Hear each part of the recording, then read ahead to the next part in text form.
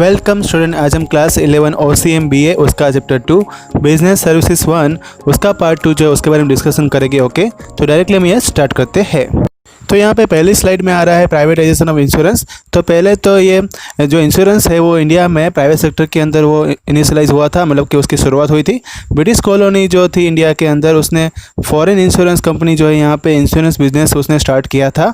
फिर 9 जनवरी 1956 में एक थ्रू ऑर्डिनेशन के द्वारा लाइफ इंश्योरेंस बिजनेस जो है उसको नेशनलाइज किया गया और एक इंश्योरेंस कॉर्पोरेशन जो इंडिया के अंदर सेटअप किया गया।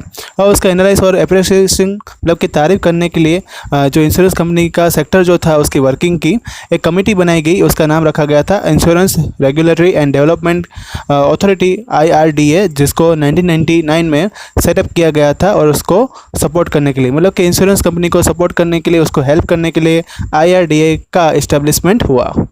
नेक्स्ट स्लाइड में आ रहा है insurance regulatory and development authority IRDA। उसमें जो 1999 में जो उसका एक्ट बना था उसने इंश्योरेंस सेक्टर के दरवाजे खोल दिए। प्राइवेट इंश्योरेंस कंपनियां जो थी यहाँ पे, फॉरेन इंश्योरेंस की कंपनियां यहाँ पे डायरेक्टली उसमें इन्वेस्ट कर सकती थी पहले 26%, जिसको 2015 में बढ़ाया गया और वो बढ़ के कितना हो गया 49%। मतलब कि फॉरेन की कोई भी कंट्री इंडिया में आके 49% जितने शेयर खरीद सकती है और डायरेक्टली इंडियन इंश्योरेंस कंपनी के मार्केट के अंदर वो इतना इन्वेस्टमेंट कर सकती है 49%। क्योंकि अगर 50% है उससे ज़्यादा हो जाएगा तो सीधी बात है कि वो फॉरेन कंपनी है ना, वो मालिक बन जाएगी, इसलिए उसका परसेंटेज मैक्सिमम करके 49% रखा गया। नेक्स्ट उसमें आ रहा है मेन ऑब्जेक्टिव ऑफ IRDA। तो यहाँ पे 5 उसके ऑब्जेक्टिव दिए हुए हैं। पहला है कि कंपनी के जो पॉलिसी होल्डर होगा उसको ज़्यादा चॉइस मिलेगी, ज़्यादा कंपनी होगी इसलिए। दूसरा है कि यहाँ पे हेल्दी कंपटीशन जो है का एटमॉस्फेयर बनेगा, बहुत ज़्यादा मार्केट में कंपनियाँ जो है इंश्योरेंस वाली आएगी और अपनी सर्विस को इम्प्रूव करेगी और प्रीमियम को लोअर तक ले जाएगी, जिससे कस्टमर ज़्यादा अट्रैक्ट हो। तीसरा है कि जो रिसोर्सेज है इकोनॉमी के, उसमें ज़्यादा चंचलता देखने को मिलेगी, मतलब कि वो ज़्यादा ही मार्केट में इन्वेस्टमेंट करना शुरू करेगी। फिर सेल्फ डिसिप्लिन जो है अपने आप इंश्योरेंस कंपनी में आ जाएगी। और 5वां पॉइंट ये है कि जो एक रिड्रेसल मतलब कि रिटर्न करने का कंसेप्ट जो है कंप्लेन के सामने, वो जल्दी उसका मैकेनिज्म जो है मार्केट में क्रिएट होता जाएगा। तो नेक्स्ट स्लाइड में आ रहा है पोस्टल सर्विस। यहाँ पे बहुत सारी पोस्टल सर्विस के हम बात करने वाले हैं। 14 पोस्टल सर्विस है टोटल। पहले हम बात करेंगे यहाँ पे जनरल पोस्ट यानी कि लेटर। तो इन्फॉर्मेशन या तो कम्युनिकेशन जो रहता है हमारा, हम उसको पोस्ट कार्ड से सेंड कर सकते हैं। लेटर और कवर में उसको डाल के अपनी अपना जो हमें जो बतानी चीज़ हो उसके द्वारा लिख कर हम बता सकते हैं। दूसरा है कि रजिस्टर्ड पोस्ट। रजिस्टर्ड पोस्ट में ये रहता है कि आपकी जब कार्ड की जो आपने लेटर लिखा होगा, जब उसका डिलीवरी हो जाती है तो उसके बाद आपको पता चल जाता है कि लेटर कहाँ पे पहुंच गया और मिल गया नहीं मिला। तो इसके चार्ज थोड़े ज़्यादा रहने वाले हैं जनरल पोस्ट के कंपैरिजन में, और ये थोड़ा स्पीड में भी हो सकता है उसके कंपैरिजन में। दूसरा है कि यहाँ पे पार्सल सर्विस भी होती है। जब कोई लॉ के हिसाब से कोई प्रोडक्ट को यहाँ पे ट्रांसफ़र नहीं होती है, लेकिन बाकी जो प्रोडक्ट है जिसको हम पार्सल के फॉर्म में भेज सकते हैं, वो एक जगह से दूसरी जगह उसको पार्सल किया जाएगा और उसमें अगर चाहे तो हम इंश्योरेंस भी ले सकते हैं।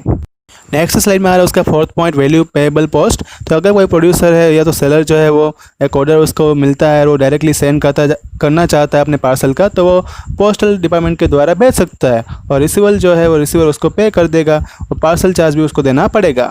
5th पॉइंट यहाँ पे आ रहा है कि स्पीड पोस्ट या तो पार्सल, ये भी एक पोस्ट डिपार्टमेंट के द्वारा एक गारंटी मिलती है यहाँ पे कि आपकी जो लेटर है, आपकी जो कोई भी पार्सल है वो उसको डिलीवरी जो है उसकी गारंटी मिलेगी और उसको स्टिपुलेटेड टाइम में, मतलब कि भरोसेमंद टाइम के अंदर जो वो लोग बात करेंगे उसी टाइम में आपको वहाँ तक पहुँच जाएगा।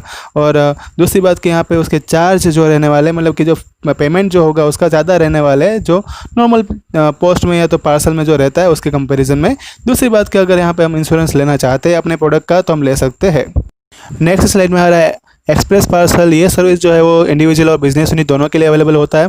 ये जो पार्सल है उसमें स्पीडीली का वर्कआउट होता है और जल्दी से सेलर से रिसीवेबल तक, मतलब कि जो जहाँ पे हमें भेजना होगा उस प्लेस तक वो जल्दी पहुँच जाएगा। इसमें वे ऑफ एयर मतलब कि प्लेन के द्वारा इसको भेजा जा सकता है मोस्टली।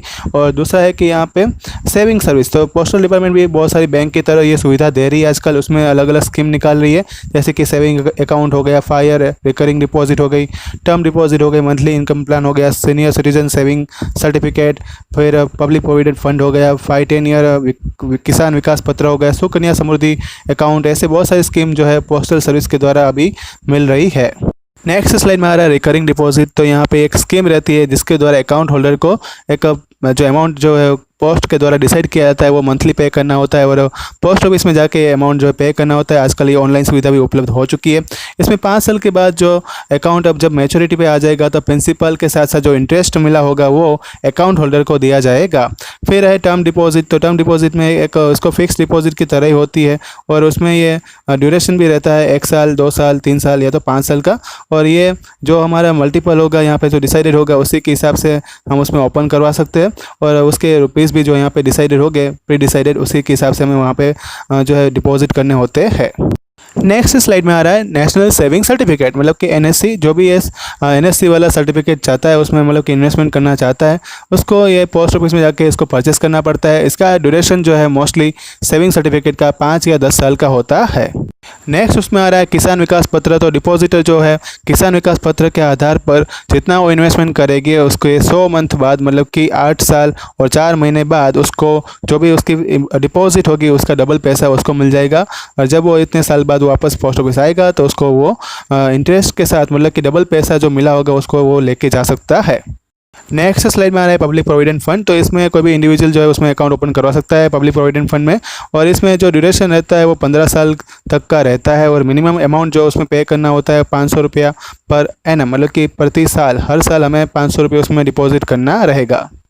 नेक्स्ट स्लाइड में आ रहा है उसका 13 point postal insurance. So prior to the independence of India, as a part of the welfare scheme, postal insurance was started. मतलब कि जब वेलफेयर स्कीम निकलने लगी तब पोस्टल इंश्योरेंस शुरू हुआ था। जितने भी सेंट्रल गवर्नमेंट है और जितने की स्टेट गवर्नमेंट है उनके सेमी गवर्नमेंट है सभी के एम्प्लॉयज़ की बात करें तो उसको ये एम्प्लॉयज़ को ये फ़ायदा मिलता है, मतलब वो एलिजिबल होते हैं ऐसे इंश्योरेंस को गेन करने के लिए। 14 नंबर का पॉइंट ये आ रहा है कि मंथली इनकम स्कीम MIS। ये स्कीम जो है वो भी यूज़फुल है, जिसको जो भी इन्वेस्टर है उसको इंटरेस्ट चाहिए मंथली बेसिस पे वहाँ पे इन्वेस्टमेंट कर सकता है और डिपॉजिट करके उसका जैसे 5 साल तक का ये रहेगा और जब मैच्योरिटी आएगी तो 5 साल के बाद उसको जितना पे किया होगा उसके साथ साथ जितना इंटरेस्ट आया होगा वो इंटरेस्ट मिल जाएगा। तो टर्म डिपॉजिट और मंथली इनकम स्कीम में थोड़ा फ़र्क ये रहता है कि टर्म डिपॉजिट में आपको ज़्यादा इंटरेस्ट मिलता है और ये मंथली इनकम स्कीम में थोड़ा कम इंटरेस्ट मिलता है। नेक्स्ट स्लाइड में आ रहा है मनी ऑर्डर। तो मनी ऑर्डर एक ऐसी अरेंजमेंट होती है जिसमें हम एक प्लेस से दूसरी प्लेस पे मनी को भेज सकते हैं। मोस्ट ऑफ पोस्ट ऑफिस में काम इंडिया में बहुत ज़्यादा होता है। इसमें पोस्ट ऑफिस अपना चार्ज लेती है एज ए कमीशन एजेंट के फॉर्म में और मनी जो है वो दूसरी जगह में भेज सकते हैं। रिसीवर अपनी जब साइन करेगा तब उससे पता चल जाएगा कि यही उसका रिसीवर है और दूसरी बात की जो सेंडर ने जो पैसे भेजे होंगे उसको सलामत रूप से वो पैसे वहाँ तक पहुँच जाएंगे और पहुँच जाते ही है मोस्टली केस में। ऐसा यहाँ पे रिव्यू भी देखने को मिलता है। नेक्स्ट स्लाइड में आ रहा है कि यहाँ पे अदर रिलेटेड सर्विस की बात करते हैं पोस्टल डिपार्टमेंट में। तो दूसरी सर्विस भी जो है पोस्ट हमें देता है, जैसे कि फॉरेन करेंसी का सेल हो गया, ट्रैवलर्स चेक हो गया, फिर उसमें debit card in foreign currency, draft in foreign currency, mutual fund investment agency और दूसरी वेरियस स्कीम जो गवर्नमेंट निकालती है जिसमें हम एजेंट बन सकते हैं। बैंकिंग सर्विस जो है उसका फ़ायदा उठा सकते हैं। फिर सेविंग अकाउंट जो पेंशनर का रहता है उसका पेंशन मनी डिपॉजिट करवा सकते हैं। रेलवे टिकट का बुकिंग कर सकते हैं। तो ऐसी दूसरी सर्विस भी देखने को मिलती है। तो यहाँ पे ये चैप्टर जो है उसका पार्ट 2 जो है ख़त्म होता है। पार्ट 3 जो है जल्दी आएगा। व्हाट्सएप पर आपको होमवर्क सेंड कर दिया जाएगा। अगर आपको कोई डाउट है तो मुझे यहाँ पे कमेंट बॉक्स में लिखकर बता सकते हैं। तो रिवाइज करते रहना। Thank you all.